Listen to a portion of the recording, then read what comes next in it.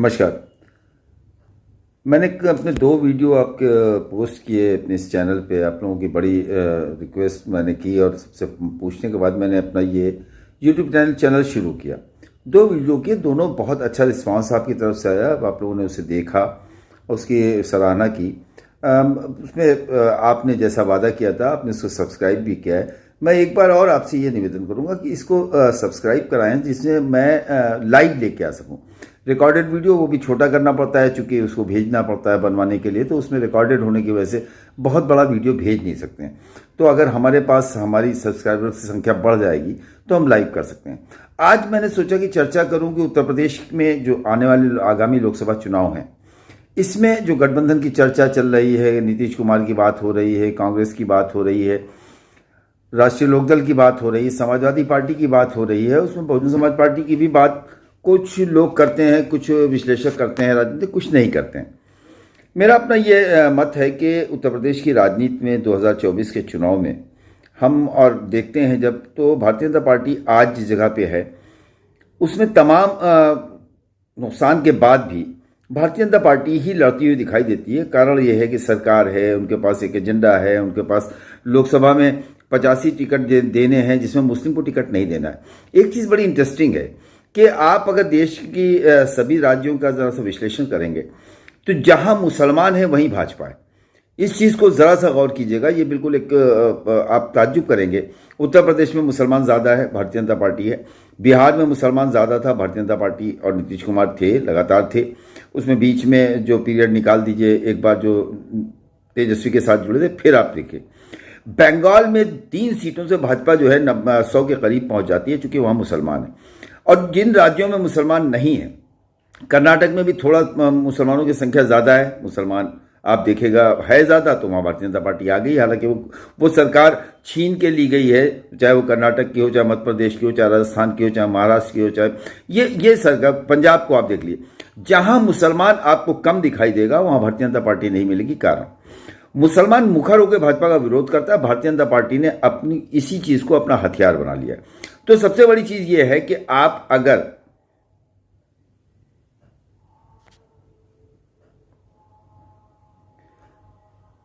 तो ये है कि भारतीय जनता पार्टी जो है उसमें मुसलमान उसका हथियार हो जाते हैं। तो मैं ये कह रहा था कि जैसे उत्तर प्रदेश में आपने देखा पिछली बार सपा बसपा राष्ट्रीय लोकदल का गठबंधन हुआ, वोट ट्रांसफर हुआ नहीं हुआ, ये एक बहुत बड़ा इशू रहा। मुसलमानों ने वोट दिया, बहुजन समाज पार्टी के 10 MP हो गए, समाजवादी पार्टी की जितने थी संख्या 5 ही रह गई। तो वो CNDS की रिपोर्ट कहती है कि यादव का 40% वोट भारतीय जनता पार्टी को चला गया। अब तब चला गया जब इनकी दोनों की गठबंधन का मामला था, दोनों मिल के लड़ रहे थे। तो 2024 में क्या होगा क्या नहीं होगा, शिवपाल यादव भी हैं, हरमोहन सिंह यादव का परिवार भी है, सारे लोग भारतीय जनता पार्टी की मदद करते हुए दिखाई दे रहे हैं। ऐसे में उत्तर प्रदेश में एक गठबंधन जो मैं देखता हूं, वो गठबंधन कांग्रेस, बहुजन समाज पार्टी, राष्ट्रीय लोकदल, कृष्णा पटेल और उसके साथ ओम प्रकाश राजभर जैसे छोटी पार्टियां, इनका गठबंधन। और उसमें अगर अखिलेश यादव शामिल नहीं होते हैं तो अखिलेश यादव अलग अगर लड़ते हैं तो ये गठबंधन ज्यादा मारक साबित होगा। और ये भी नहीं होगा कि सब ने मिलकर मोदी को घेर लिया है। मोदी नाम पे अगर सब एक होते हैं तो ये भी भारतीय जनता पार्टी के लिए प्लस पॉइंट होगा और उसका नुकसान विपक्षी खेमे को होने की संभावना अधिक है। तो मेरा अपना मत ये है, मेरा अपना मानना ये है, मेरा अपना कैलकुलेशन ये कहता है कि उत्तर प्रदेश में कोई भी गठबंधन, हाँ तो मैं ये कह रहा था कि भारतीय जनता पार्टी चूंकि एक भी मुस्लिम को टिकट नहीं देती, उसके पास मुसलमान को टिकट न देने की वजह से जो 15-16 सीटें बचती हैं वो अति पिछड़े वर्ग की सभी जातियों को वो टिकट दे देती है। उसमें लोधी भी होता है, मौर्या भी होता है, सैनी भी होता है, गुर्जर जाट भी होता है, उसमें निषाद भी होता है, उसमें राजभर भी होता है, सभी बिरादरियों को वो टिकट दे देते हैं। समाजवादी पार्टी, बहुजन समाज पार्टी और कांग्रेस के साथ ऐसा नहीं हो पाता है। उसकी वजह यह है कि उनको मुसलमानों को भी टिकट देने होते हैं। तो क्या मुसलमानों को लोकसभा का टिकट ना दिया जाए? क्या मुसलमान लोकसभा में कैंडिडेट ना बनाए जाएं? क्या भारतीय जनता पार्टी, तो फिर ये होगा कि आप भारतीय जनता पार्टी के पीछ पे चले जाइएगा। मुसलमान फिर कहेगा जब सब बराबर हैं तो हम भारतीय जनता पार्टी को वोट क्यों ना दे दें, हम भाजपा को सीधे क्यों ना चले जाएं। तो बड़ी विकट स्थिति है। इससे बचने के लिए जो तरीका है कि ट्रांसफर वोट जो है उत्तर प्रदेश में, वो या तो ओम प्रकाश राजभर के पास है या मायावती के पास। ओम प्रकाश राजभर भी अपने वोट को ट्रांसफर करा लेते हैं, मायावती भी अपने वोट को ट्रांसफर करा लेती हैं। जो चीज समाजवादी पार्टी के मुखिया अखिलेश यादव नहीं करा पाते हैं, ना मुलायम सिंह करा पाते थे, ना अखिलेश यादव करा पाते हैं। तो ट्रांसफरेबल वोट मायावती को 13%, मैंने कल अपनी उसमें कहा था, मायावती को 13% वोट मिला था विधानसभा में 2022 में। लेकिन अभी जब चुनाव हुआ है आजमगढ़ का, तो आप देखिए वो वोटों की संख्या 30 के लगभग पहुंच गई। तो अब वो वोटर जो 13 था वो 30 बना कब? जब वहां पर गुड्डू जमाली कैंडिडेट थे, समाजवादी पार्टी मजबूत लड़ रही थी, उसके बावजूद उनको वहां पर संख्या अपने वोटर के पर पहुंच गई जितना उनका वोट था। तो ये जो उत्तर प्रदेश का सिनारियो है, उत्तर प्रदेश का जो सिस्टम है, उत्तर प्रदेश में जो चुनाव की दृष्टिगत जो बनने वाले समीकरण और गठबंधन है, इन गठबंधनों के साथ अगर एक गठबंधन पूरा और एक गठबंधन दूसरा अगर नहीं होता है और भारतीय जनता पार्टी को अकेले मुकाबला करने के लिए सब लोग एक होते हैं, तब भी नुकसान होगा। और भारतीय जनता पार्टी के खिलाफ अगर कांग्रेस, बसपा, राष्ट्रीय लोकदल, ओम प्रकाश राजभर और इसका कृष्णा पटेल का गठबंधन होता है, ये कहीं ज्यादा कामयाब गठबंधन साबित होगा और भारतीय जनता पार्टी को बैकफुट पे लेके चला जाएगा। क्योंकि टिकट वितरण में फिर जब आप इन पार्टियों के सीट बांटेंगी तो ये पार्टियां अपने अपने हिसाब से दूसरे लोगों को भी टिकट देंगी, दूसरी पार्टियों को टिकट देंगी, जो फायदेमंद हो सकता है। तो ये याद रखिएगा कि उत्तर प्रदेश की राजनीति में अगर कोई गठबंधन का समाजवादी के साथ बनेगा, वो गठबंधन भारतीय जनता पार्टी को हरगिज नहीं हरा सकता है। क्योंकि समाजवादी पार्टी के 4 चुनाव में लगातार हार के बाद, 2 उपचुनाव के हार के बाद, यह साबित हुआ है कि अखिलेश यादव किसी भी तरह से भारतीय जनता पार्टी को हराने में सक्षम नहीं है। और यह भी समझ लीजिए कि अगर कांग्रेस के बिना कोई गठबंधन आप चाहते हैं कि बना लें, तो 2024 के चुनाव में कांग्रेस को ही पहली पसंद माना जाएगा। उनकी तरफ से जो बेरोजगार हैं, जो अल्पसंख्यक हैं, जो लोकतंत्र की बहाली चाहते हैं, इस तरह के लोग जो हैं वो कांग्रेस को पसंद पहली प्रायोरिटी पे रखेंगे। क्योंकि लोकसभा में कांग्रेस की अच्छी स्थिति लोकसभा में भारतीय जनता पार्टी को घेरने में सहायक सिद्ध होगी। आज के लिए इतना ही।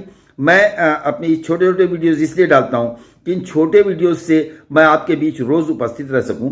मेरी सब्सक्राइबर की संख्या जिस दिन उस जगह पे आ जाएगी जहां से मैं लाइव कर सकूं, बड़े पैनल के साथ, बड़े मुद्दों के साथ, इन्हीं मुद्दों को पूरी तरह से इनको ब्रॉड करके, बड़ा करके, तर्क और वितर्क के साथ, तर्क और कुतर्क के साथ, तर्क के साथ और तर्क को मिलाते हुए मैं आपके बीच रखने का प्रयास करूंगा।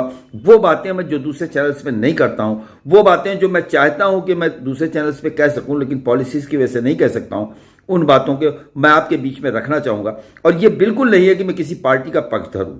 ये जो बातें मैंने कही हैं, इसमें अखिलेश यादव ने 2014, 17, 19, 22 4 चुनाव तब हारे हैं जब सबने अखिलेश यादव को माना है कि अखिलेश यादव ही विपक्ष है, मुख्य विपक्ष है, यही लड़ेंगे। उसके बाद अखिलेश अगर जंग को नहीं जीत पाते हैं भारतीय जनता पार्टी से, तो फिर आप ये समझ सकते हैं कि आपको अपनी लड़ाई लड़ने के लिए कोई नया समीकरण बनाना पड़ेगा, कोई नई बात तैयार करनी पड़ेगी, कोई नया गठबंधन मूल रूप लेगा जिसमें जातीय मिश्रण के साथ साथ राष्ट्र हित में, राष्ट्रीय मुद्दे पे, राष्ट्रीय मामलों में, और उसके लिए कांग्रेस को किनारे करके उत्तर प्रदेश या देश की किसी भी 2024 को लड़ाई लड़ने के बारे में सोचना। जबकि मैं कांग्रेस के बारे में मेरे विचार कभी बहुत अच्छे नहीं थे, लेकिन जो दिखाई देता है आज के समय में कि राहुल गांधी ने पिछले 9 सालों में मोदी के उदय के बाद सबसे ज्यादा अगर लड़ाई लड़ी है तो उसी परिवार ने लड़ी है, राहुल गांधी ने लड़ी है, सोनिया गांधी ने लड़ी है। और एक चीज और है, इस सरकार से डरा सब है, गला सबका सूखा है एक्सेप्ट राहुल गांधी का परिवार। तो ऐसे में राहुल को माइनस करके उनकी यात्रा के बाद उन्होंने जो एक मामला बनाया है, एक माहौल बनाया है, उत्तर प्रदेश का कोई भी गठबंधन बिना कांग्रेस के अगर मूर्त रूप लेता है तो वो फेल होगा। और उत्तर प्रदेश की राजनीति में कोई भी गठबंधन तब तक कामयाब नहीं है अगर उस गठबंधन में बहुजन समाज पार्टी शामिल ना हो। बसपा के शामिल होना, कांग्रेस का रहना आवश्यक है अगर आप ये विपक्षी लोग चाहते हैं कि 2024 की जंग को हम जीत सके। तो मेरा कहने का मकसद यह है कि अखिलेश यादव को अलग लड़ना चाहिए, बहुजन समाज पार्टी, कांग्रेस, राष्ट्रीय लोकदल को अलग लड़ना चाहिए। नतीजे बदले हुए दिखाई देंगे, ये मेरा विश्वास है। और मैं इसको कभी भी, अभी चुनाव में पूरा 1.25 साल का समय है, तब तक मेरी सब्सक्राइबर की संख्या 1000 पहुंच चुकी होगी, तब मैं आपको एक एक बिंदु पे रख के, आपको एक एक बिरादरी के वोट, उनका परसेंटेज, उनके वोटिंग का पैटर्न, उनको वोट देने का तरीके पे आपसे इन मुद्दों को लेके आऊंगा। मेरे साथ तमाम सीनियर जर्नलिस्ट होंगे, राजनीतिक विश्लेषक होंगे, जो इस चैनल पे बैठ के मेरे साथ आपकी बात करते हुए दिखाई देंगे। बहुत शुक्रिया। आपसे फिर अनुरोध करता हूं कि इस चैनल को लाइक कीजिए, सब्सक्राइब कीजिए, बेल आइकन को जरूर दबाइएगा और अपने साथियों को प्रोत्साहित कीजिए। नमस्कार।